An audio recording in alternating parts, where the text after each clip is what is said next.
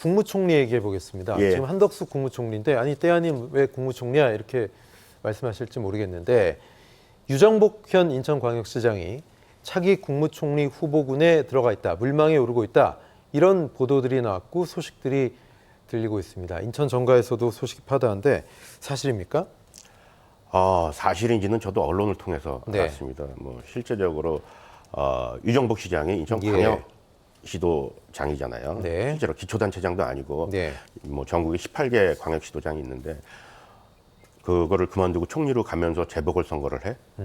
그 상식적으로 맞지는 않죠. 네네. 근데 결과적으로 국민의힘도 깝깝한 상황이에요. 예. 내년 총선이 있는데 한덕수 총리가 지금 존재감이 미미하잖아요. 그쵸. 실제적으로 좀 국정을 윤석열 대통령을 대신해서 국정을 좀 아우르고 그리고 수타성을 좀 발휘해야 되는데 예. 실제적으로 뭐 문재인 정부 때 이낙연 총리 같은 경우는 총리를 하면서 대권 잠룡으로 바로 튀어 올라온 거거든요. 그때 인기도 많이 얻었었어요. 그렇죠. 네. 그렇게 되면 되는데 예. 지금 뭐 정치권 소외감도 있지만 국민들한테 뭐 그런 부분도 있지만 아마 MZ 세대나 그런 그 친구들한테 지금 대한민국 총리가 누구지 그러면 한덕수 총리 이름 잘 안 나올 수 있습니다. 예, 모르는 사람들이 많을 거예요. 예. 여기에 뭐 또 원희룡 장관도 이제 물망에 오르고 유정복 시장도 물망에 오르는데 예. 뭐 원희룡 가장 중요한 게 지금 이게 국민의힘이 네. 지금 더불어민주당이 지금 깝깝한 상황이잖아요. 네네. 당대표 돈봉투 의혹이나 또 예. 김남규 코인 사건이나 그런 홍역을 치르고 있는데 실제적으로 국민의힘 지지율이 더불어민주당보다 상당히 앞서가야 되는데 그쵸. 그러지 못하고 있답니다. 근소한 말입니다. 우위? 예, 그 정도 하고 있죠. 근데 예. 여기 이제 원희룡 장관이 이번 윤석열 정부에서 상당히 두각을 나타내고 있어요. 네. 실제적으로 원희룡 장관 같은 경우는 이번에 좀 아까도 뭐 뉴스에서 봤는데 서울 양평간 고속도로 있지 않습니까? 그렇죠. 그 부분도 윤석열 대통령한테 보고 안 하고 자기가 백지화를 시켰어요. 진실은 어떤지 모르겠지만 그거는 가능하지 않은 일이죠. 예, 예. 국민들이 바보도 아니고 네. 임명권자인 대통령이한테 보고도 안 하고 그걸 자기 스스로 했다 그건 말이 안 되는 거고요. 예. 실제적으로 윤석열 정부랑 합이 좀 맞는 거죠. 실제적으로 김건희 여사 땅 때문에 그런 부분이 있지 않습니까? 내년 총선에도 상당히 그런 부분이 문제가 될까봐 네. 선수를 친 거죠. 네. 뭐 원희룡 장관 같은 경우는 뭐 행정도 했지만 또 정치력도 있기 때문에 네. 뭐 소통을 잘하시지 않을까. 예. 그리고 유정복 시장도 이제 그런 부분에서 좀 높은 점수를 받는 것 같습니다. 예, 지금 말씀하신 그런 부분 유정복 시장의 이력, 뭐 김 행정고시 출신의 김포 군수부터 해서 의원, 장관, 뭐 시장 두 번째 하는 분인데 행정력은 뭐 나름대로 평가받았고 네. 또 정치력도 좋다. 그래서 고민하고 있다 이런 얘기 나오더라고요. 실제적으로 경력을 보면 네네. 유정복 시장이 스스로가 정치와 행정의 달인이라고 하잖아요. 네네. 뭐 그게 맞는지는 잘 모르겠는데 그건 뭐 우리 시민들께서 평가하실 근데 이런 이력이 부분이고요. 흔치는 않죠, 그렇죠? 맞습니다. 네네, 예. 36살에 첫 그러니까요. 관선 김포 군수를 했어요. 맞습니다. 그리고 인천 서구청장도 했고 예. 그리고 민선 첫 김포시장 했고 의원도 했었고. 그렇죠. 인천시장 예. 했고 18대 19대 국회의원 하고 예. 또 농림부 장관, 행정안전부 장관도 그러네요. 했었어요. 장관도 했었죠. 예. 근데 실제적으로 왜 유정복 시장이 자꾸 물망에 오르냐면 얘기가 나오냐면 뭐 국민의힘도 깝깝한 부분도 있지만 네. 전체 이제 우리 국회의원이 300석이잖아요. 네네.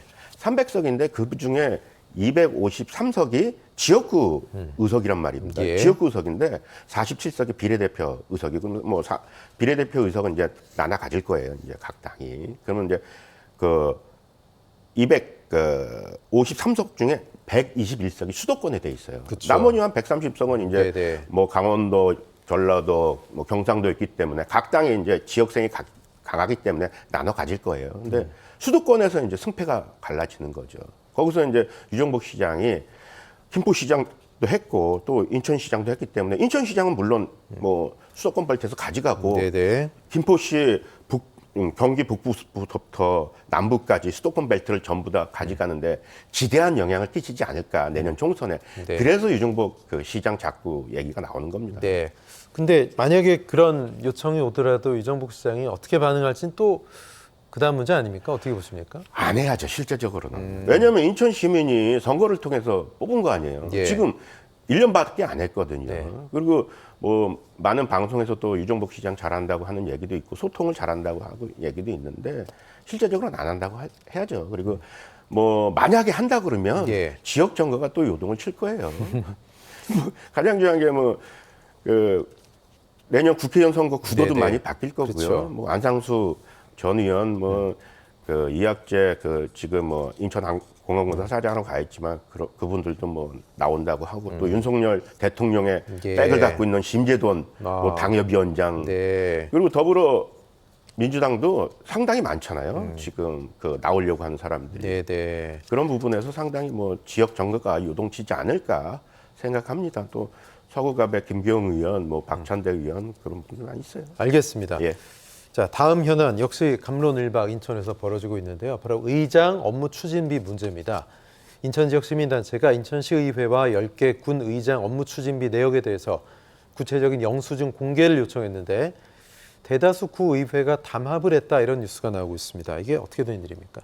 실제적으로는 그게 이제 인천 평화복지연대라는 시민단체가 인천시의회랑 뭐 인천 10개 군구한테 요청을 했어요. 의장 업무 추진비 네. 내역을 좀 공개해달라. 뭐, 자, 이제 한 1년 정도 됐으니까요. 지방의회가 출범하지 그러니까 됐는데, 인천시의회랑 그 옹진군 의회 또 강화군 의회만 제출을 하고 나머지 8개 구의회에서는 제출을 하지 예. 않았어요. 네. 그래서 그걸 또 이제 인천 평화복지연대에서 물어본 거죠. 그랬더니 부평구랑 연수구에서 뭐라고 그러냐면 담당자들이 이렇게 얘기를 했어요.